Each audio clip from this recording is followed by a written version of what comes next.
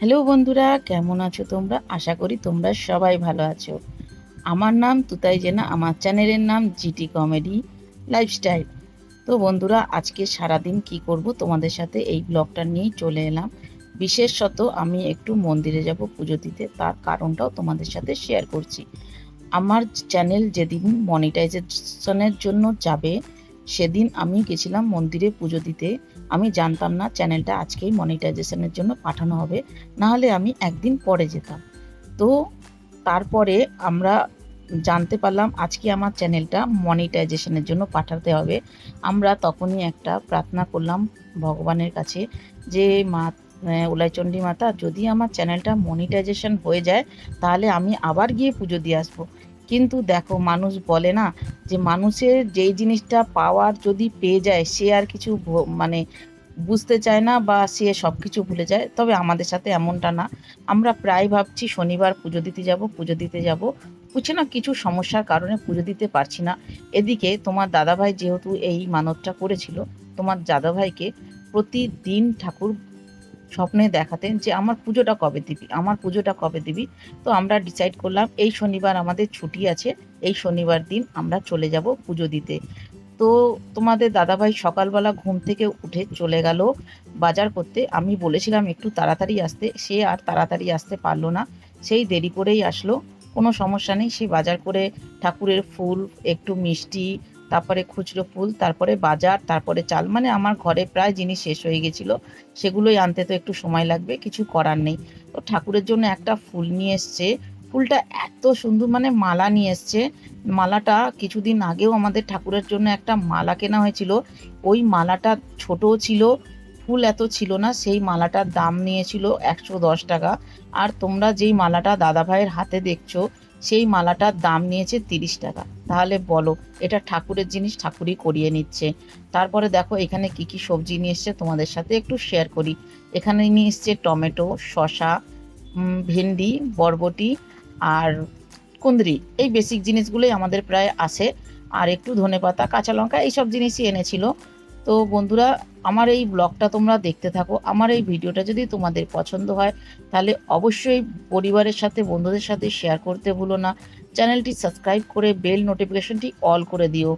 আর আমার পাশে থেকো, সাথে থেকো, এইভাবেই আমাকে সাপোর্ট করতে থাকো। তো বেশি কথা বলবো না, চলো ভিডিওটা দেখা যাক।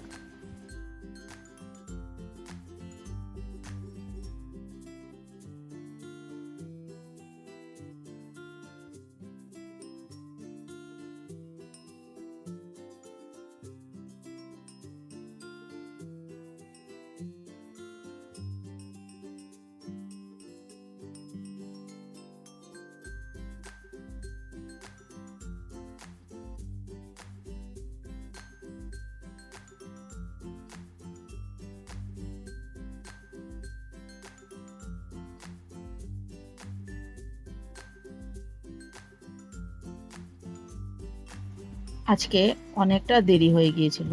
তোমাদের দাদাভাই যেহেতু বাজারে চলে গিয়েছিল, সে স্নান করেনি। আমাকে বলল তুমি চলে যাও মন্দিরে পুজো দিতে থাকো, আমি আসছি। তো আমিও এখানে ফুল, মিষ্টি আর খুচরো ফুল এইগুলো নিয়ে চলে গেলাম মন্দিরে পুজো দিতে।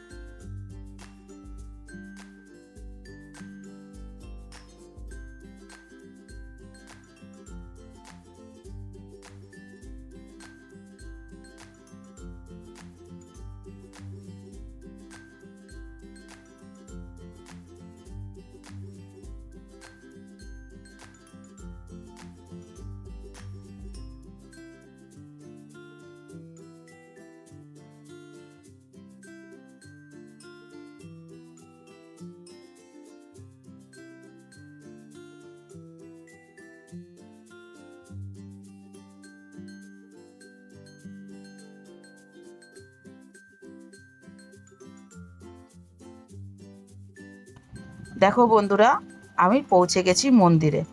মন্দিরের ভেতরটা আমি জানি না তোমাদের কতটা ঘুরিয়ে দেখাতে পারবো, তবুও চেষ্টা করব মাঝে মাঝে মন্দিরের ভেতরটা তোমাদের ঘুরিয়ে দেখানোর জন্য। এই যে এখানে দেখো, এইখানে যে ঠাকুরিনী আছেন উনি হচ্ছে কিন্তু শীতলা মাতা। এইখানে কিন্তু এই ঠাকুর, এই যে ইনি মা, যে মাতা আছেন উনি কিন্তু খুব জাগ্রত। এখানে কিন্তু আমাদের একটা বার্ষিক পুজোও হয়। পুজোটা হবে ঠিক দোল পূর্ণিমার পরের যে শনিবার পড়বে সেই শনিবার দিন। আর তোমরা তো হয়তো শুনেছো হুগলির ওলাইচণ্ডী তলার নাম। যদি কেউ না শুনে থাকো তাহলে একবার হলেও এই মন্দিরে আসার চেষ্টা করো। আশা করি তোমাদের খুব ভালো লাগবে মন্দিরটা। আর জানো, আজকে পুজো করতে করতে এত ভালো একটা জিনিস হয়েছে, ঠাকুরমশাই আমার দেয়া মালাটাই মানে মাকে পরিয়ে দিয়েছেন। আমার কিন্তু খুব ভালো লেগেছে। এইটুকু মানে হয়ে ভালো লেগে, এত ভালো লেগেছে যে মনে হলো ঠাকুর সত্যিই চাইছেন যেন আমরা ঠাকুরকে পুজো দিয়ে আসি। আমার পুজো দেওয়া শেষ হয়ে গেছে, এদিকে তোমার দাদাভাই চলে এলো। আমি বললাম যে তুমিও একটু পুজো করে নাও, না হলে আজকে দুজনেই বসে একসঙ্গে পুজো করতে পারতাম। কিচ্ছু করার নেই, কি করার আছে, এর স্নান করে আস্তে আস্তে একটু দেরি হয়ে গেল। আর মন্দির ফাঁকা ছিল বলে এইখানে আমার পুজোটাও হয়ে গেল। ওইখানে যে একটা মনিটর দেখছো না, ওই মনিটরে কিন্তু মায়ের যে সামনে বসে পুজো হচ্ছে, পুজো করানো হচ্ছে, পুরোটাই ওখানে সবসময় দেখানো হয়। আর এইখানে আমাদের ধূপকাঠি মোমবাতি মানে ফুল মালা এগুলো রেখে দেয়। আর তোমাদের দাদাভাই এখন ধূপকাঠি আর মোমবাতি লাগাবে, তারই প্রস্তুতি নিচ্ছে।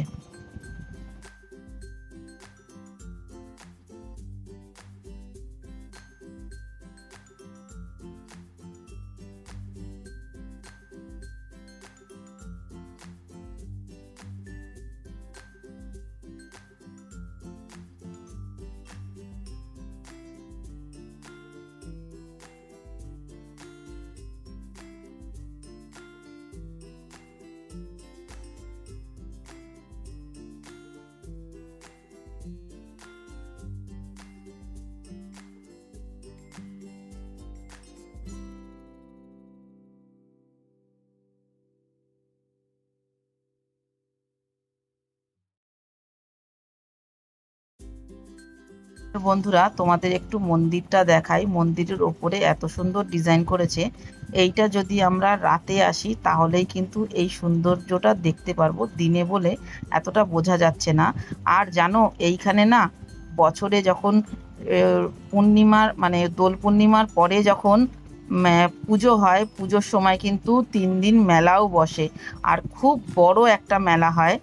তো তোমাদের দাদা ভাইয়ের এখানে পুজোটা শেষ মানে হয়ে গেছে। এখানে একটা শিব ঠাকুরের মূর্তিও আছে, সেই শিব ঠাকুরকে কিন্তু এখন পুজো করা হচ্ছে।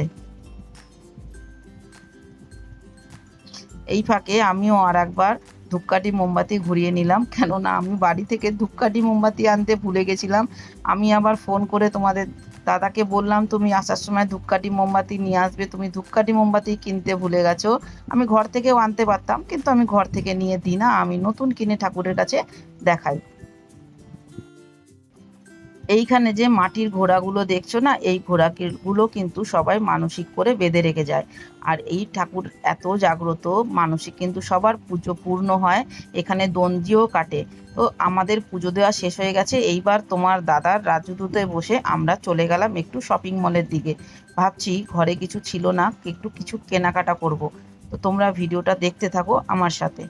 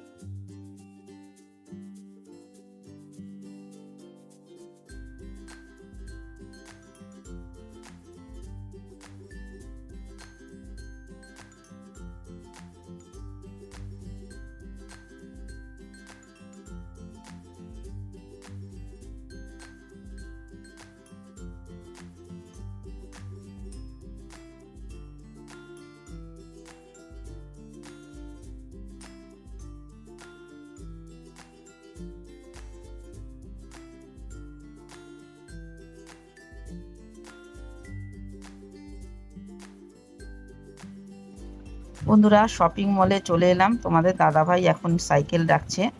সাইকেল রেখে আমরা এখন ঢুকবো শপিং মলে। এখানে এসে দেখি আমার মনের মতো কিছু জিনিস না, জিনিসের দামটাও খুব বেশি লাগলো। আমরা গেছিলাম আপনা মার্টে। আপনা মার্টে কিন্তু জিনিসের দামটা ভালোই কম থাকে, অনেক ডিসকাউন্ট থাকে। কিন্তু এইবার আমি কিছু বুঝতে পারলাম না জিনিসের দামগুলো এত বেশি কেন ছিল। যাই হোক কোনো রকম এইখানে একটু ভিডিও করলাম, আমি বেশি ভিডিও করিনি, আর কোনো রকম তোমাদের একটুখানি ভিডিও করে দেখিয়েছি। বন্ধুরা আমার ভিডিও যদি ভালো লাগে অবশ্যই চ্যানেলটি সাবস্ক্রাইব করে বেল নোটিফিকেশনটি অল করে রেখো। বন্ধুদের সাথে শেয়ার করতে ভুলো না। টাটা, আবার দেখা হবে নতুন ব্লগের সাথে।